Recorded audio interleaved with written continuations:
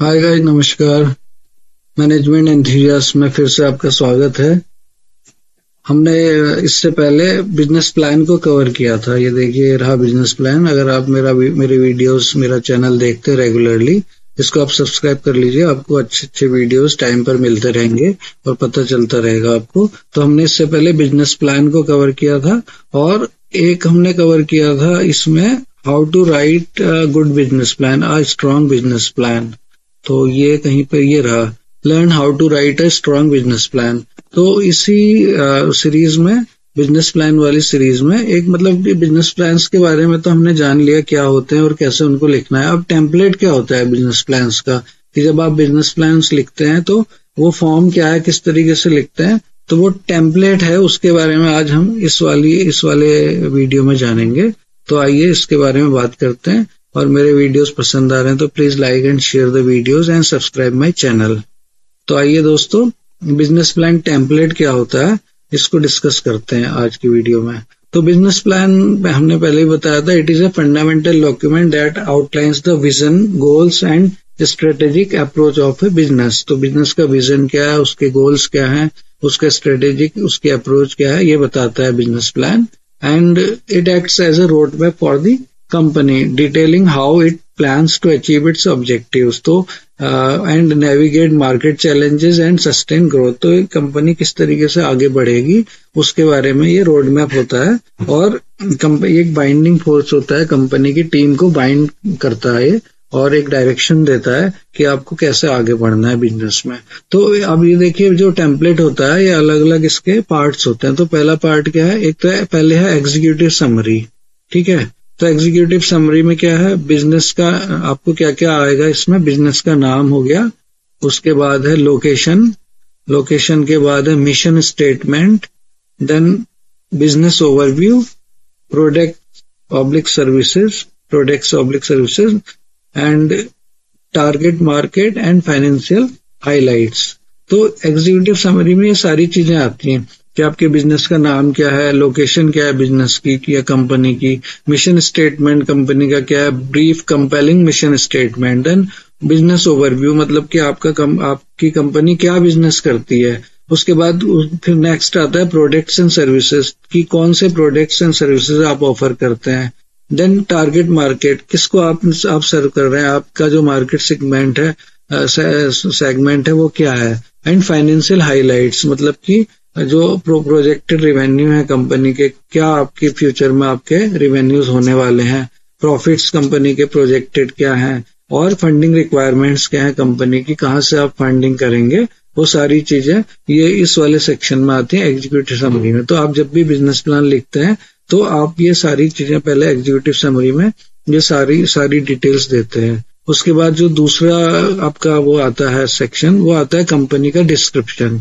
तो आप कंपनी के बारे में बताते हैं, सोल प्रोप्राइटरशिप है कंपनी, पार्टनरशिप है, एलएलसी है या फिर कॉरपोरेशन है। ठीक है, उसके बाद आप देते हैं overview of your industry, industry क्या है, किस तरह की इंडस्ट्री है, और आपका बिजनेस है उस इंडस्ट्री में किस तरीके से फिट हो रहा है। उसके बाद business goals, short term and long term objectives आपके क्या है कंपनी के, या क्या गोल्स हैं आपके। और हिस्ट्री क्या है आपकी, ब्रीफ हिस्ट्री, और motivation for founding the business, ये सब क्या है। तो इस वाले सेक्शन में आपको ये सारी चीजें देनी, क्या क्या देना, बिजनेस स्ट्रक्चर, क्या कंपनी का किस तरह का बिजनेस स्ट्रक्चर है, इंडस्ट्री का ओवरव्यू क्या है, बिजनेस गोल्स आपकी क्या है, हिस्ट्री एंड बैकग्राउंड आपकी क्या है। अब तीसरा सेक्शन क्या आता है, मार्केट एनालिसिस। तो इस वाले सेक्शन में आपको देना है इंडस्ट्री एनालिसिस, मतलब कि जो ट्रेंड है इंडस्ट्री का, ग्रोथ पोटेंशियल है, चैलेंजेस क्या है, वो सारी चीजें आपको लिखनी है इसमें।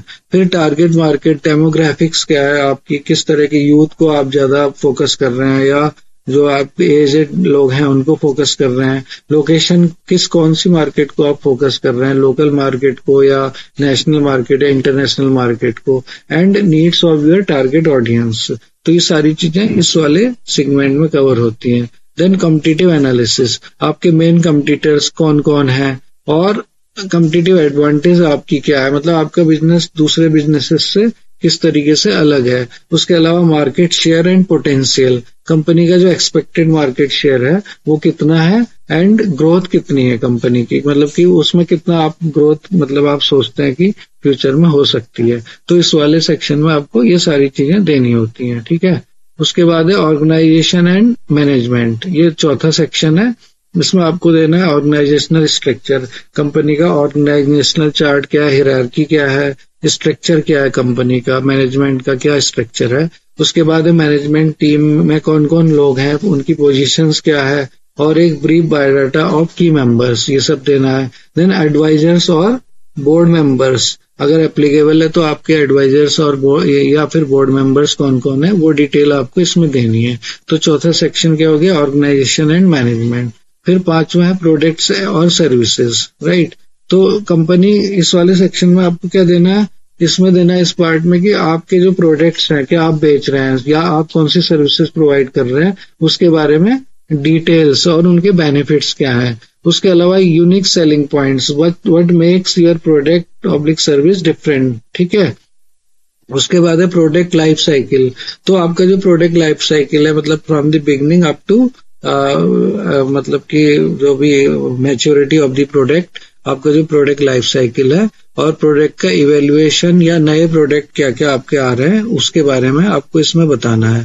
देन रिसर्च एंड डेवलपमेंट, तो कोई भी अगर ऐसा कोई डेवलपमेंट या रिसर्च आपकी चल रही है तो वो इस वाले सेक्शन में आपको लिखना है। तो ये चौथा हो गया। पांचवा है सेगमेंट आपका मार्केट एंड सेल्स स्ट्रेटेजी, किस तरीके से आप मार्केटिंग करेंगे। पहले आपको मार्केटिंग प्लान देना है, आपकी टारगेट ऑडियंस कौन है, टारगेट कस्टमर पर्सोना और segments, then marketing channels, online आप मार्केटिंग कर रहे हैं या करेंगे, या सोशल मीडिया से, ईमेल से, प्रिंट से, एक्सेट्रा, किस तरीके से आप मार्केटिंग करेंगे। Then branding strategy, positioning and messaging, मतलब किस तरह की ब्रांडिंग स्ट्रेटेजी आपकी रहेगी। सेल्स स्ट्रेटेजी आपकी क्या रहेगी, सेल्स प्रोसेस, सेल्स को कैसे कंडक्ट करेंगे आप। कस्टमर रिटेंशन, कस्टमर लॉयल, किस तरीके से कस्टमर रिटेंशन आप करेंगे। तो कस्टमर लॉयल्टी प्रोग्राम्स आपके क्या होंगे या कस्टमर रिटेंशन स्ट्रेटेजीज क्या होंगी, वो आपको इस पार्ट में देना है।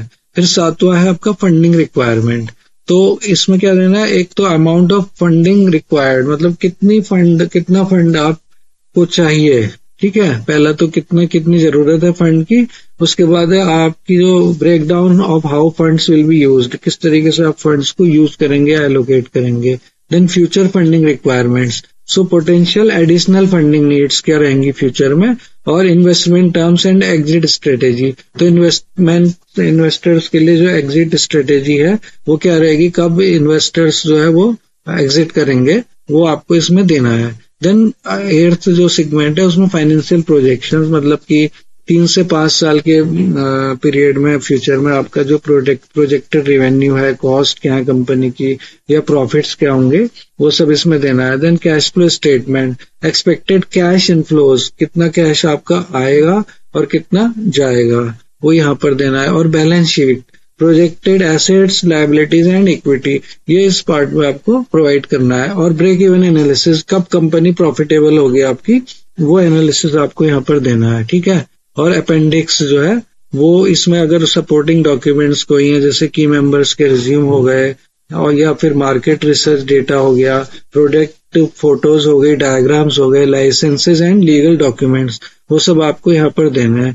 तो इस तरीके से ये टेम्पलेट का एंड हो जाता है। तो आपको देखिए मतलब जो बिजनेस प्लान है उसके बारे में तो हर कोई बताता है, लेकिन एक्चुअल में बिजनेस प्लान लिखना कैसे है वो आपको यहाँ से पता चलेगा। तो ये हमने एक बार दोबारा से देख लेते हैं कि कौन कौन से टेम्पलेट्स में पार्ट होते हैं। पहला है एग्जीक्यूटिव समरी, दूसरा इसमें कंपनी के बारे में ब्रीफ आता है। देन कंपनीज डिस्क्रिप्शन, कंपनी का जो डिस्क्रिप्शन है दूसरे पार्ट में आता है। तीसरे पार्ट में क्या आएगा, मार्केट एनालिसिस, मतलब मार्केट जो है उसकी क्या एनालिसिस है। उसके बाद चौथे पार्ट में आता है ऑर्गेनाइजेशन एंड मैनेजमेंट, कंपनी का ऑर्गेनाइजेशन क्या है और मैनेजमेंट के बारे में डिटेल। पांचवें में कंपनी के प्रोडक्ट्स क्या हैं और सर्विसेज क्या है, कंपनी क्या क्या बेच रही है या कौन सी सर्विसेज प्रोवाइड कर रही है, उसके बारे में डिटेल्स आती हैं। छठे पार्ट में क्या आता है, मार्केटिंग एंड सेल्स स्ट्रेटेजीज, की कंपनी किस तरीके से मार्केटिंग करेगी और उसके सेल्स की स्ट्रेटेजी क्या होगी। सातवें पार्ट में आता है फंडिंग रिक्वायरमेंट्स, कंपनी की जो फंडिंग है, कितनी जरूरत है फंड की और उसको वो कैसे एलोकेट करेगी, फ्यूचर फंडिंग रिक्वायरमेंट्स क्या होंगी and investment terms and exit strategy क्या होगी। 8वें पार्ट में क्या आता है, फाइनेंशियल प्रोजेक्शंस कि 3 से 5 साल में आपका इनकम स्टेटमेंट क्या है, कैश फ्लो स्टेटमेंट क्या है, बैलेंस शीट क्या होगी एंड कब आपका ब्रेक इवन होगा। और अपेंडिक्स में आपका कुछ जो सपोर्टिंग डॉक्यूमेंट्स है वो आते हैं। ठीक है, तो इस तरीके से जो टेम्पलेट है उसका एंड हो जाता है और आपका एक बिजनेस प्लान, अगर आप इन गाइडलाइंस पे चले या इसमें चलेंगे, जो भी मैंने आपको टॉपिक्स बताए, जो मतलब जो आपको रोड मैप बताया, तो आपका इजीली एक अच्छा बिजनेस प्लान तैयार हो जाएगा। ठीक है, so guys that's it for business plan template. और अगर मेरे वीडियोस पसंद आ रहे हैं तो please like and share the videos and subscribe my channel. मेरा ब्लॉग भी है managemententhusiast.com, इस पर जाकर के भी आप इंफॉर्मेशन ले सकते हैं कंपनी के, मतलब बिजनेस मैनेजमेंट एंड इन्वेस्टमेंट के टॉपिक्स के बारे में। So guys that's it for today. अगले वीडियो में अगले टॉपिक के साथ मिलेंगे, तब तक के लिए नमस्कार।